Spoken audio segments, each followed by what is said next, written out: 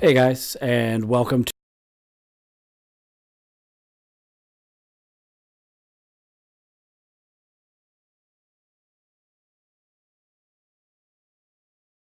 otherwise getting your target to reveal sensitive information. So you're going to be getting them to do something that is, not really going to be in their best interest, but they are going to be happily helping you along the way.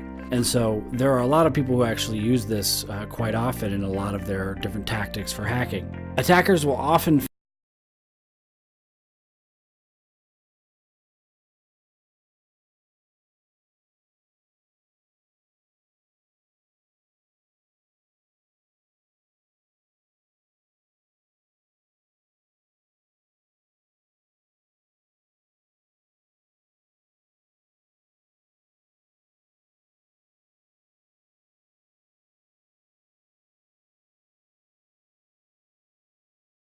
employees. And the worst part about social engineering attacks is that most people aren't even aware that there even was one. Otherwise, they would have said something or done something in the midst of being socially engineered while they're on that phone call giving up information.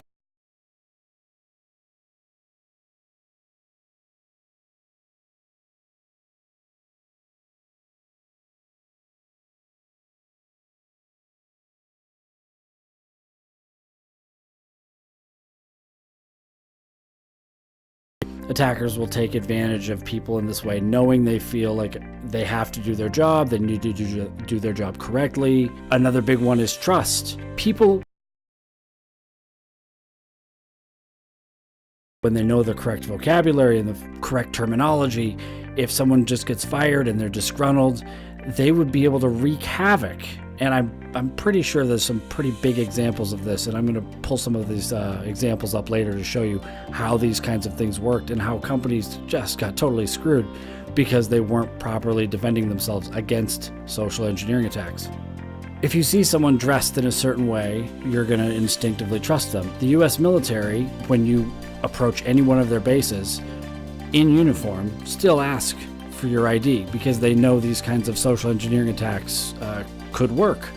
Even if you're dressed as a lieutenant colonel and you outrank the person at the gate has to see their ID or they won't let him in. Otherwise, anybody can go and order a uniform. They can order all the different things that go along with the uniform, get the appropriate car, get fake plates. But if they don't have that ID and that ID doesn't pass, they're not getting in. Another reason this works is there are insufficient security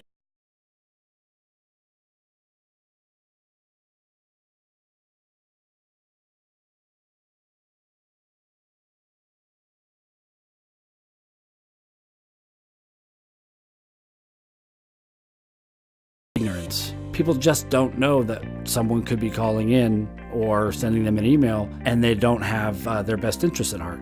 Social engineering at its nature is hard to detect via technology because it's anti-technology. It's going against all of the different safeguards and controls that you've put.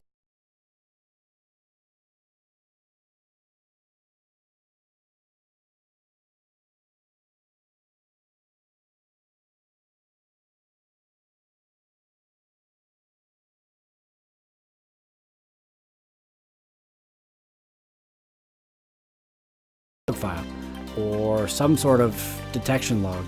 People don't. People aren't recording all of their different phone calls and then sending those phone calls back up to their manager to have an assessment actually done.